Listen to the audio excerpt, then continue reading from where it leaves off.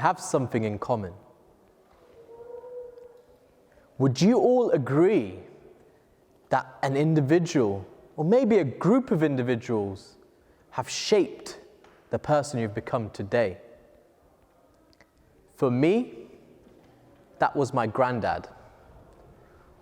Born and raised in Gujarat in India, at a very young age he moved and relocated to Tanzania, to sunny Tanzania as we call it. And very quickly he got involved in the local family business, jewelry, and quickly adapted and built his own business. Now for many of you,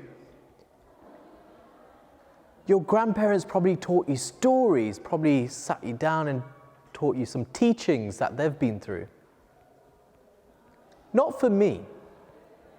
For me, my granddad inspired me through his actions. And in fact, I didn't realize I was being inspired by those actions. And I can see a few faces wondering, like, how did you not know that was inspiring you? So I want you all to come on a journey with me. Let's go back 20 years to sunny Tanzania when I was just 5 years old. And at 3:30 every day, I finished tuition. And as soon as I finished tuition, I ran across the road into my granddad's office. And for the next 90 minutes of the day, I would have to wait for my granddad to finish work so he can take me home, so I can finally watch some TV, play some games, eat some food. And it was such a dull office. Just imagine 4 windowless walls, cramped up. He was an accountant. And every day, for 90 minutes, I would run across and I would sit there, and there was one big thing back then in Tanzania. No, it was not a computer. It was a swivelly chair, a swivelly office chair. And for 90 minutes, I would kick myself around the table and be moving with the chair, waiting for him to finish. But one day, I walked in and I saw a pile of papers, definitely taller than me at the time. And I thought, I'm not going to get home for a couple of hours today. I'm going to have to maybe not watch my Tom and Jerry tonight. So I said to my granddad, let me help you. And very quickly I picked up a calculator and he shouted out numbers and I worked the calculator for him. Obviously back then we didn't have Excel to do the maths for us. It was all on paper, written, and with the calculator.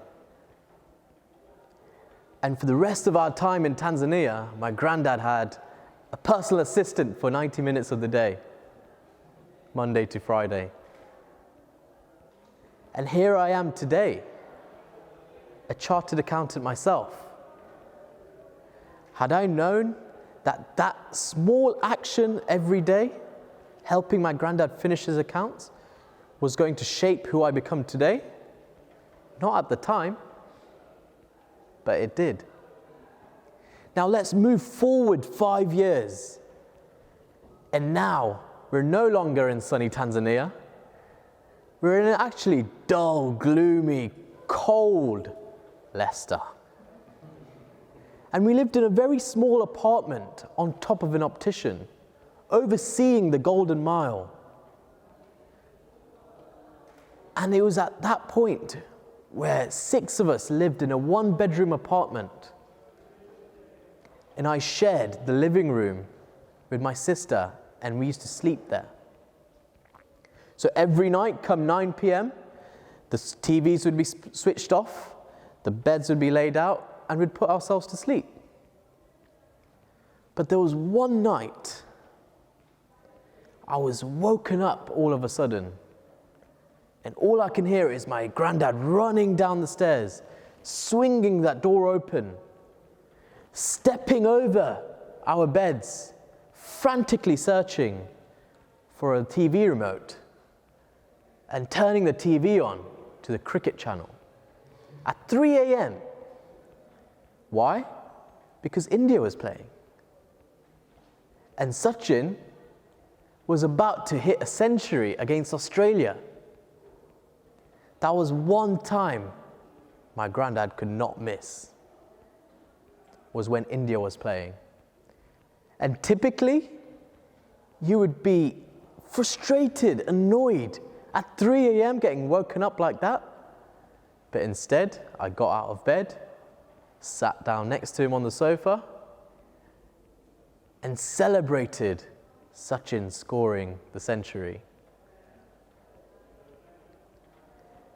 And today, I'm that same avid sports fan. I'm the same cricket fan who would go out of my way, who would wake up at 3 a.m.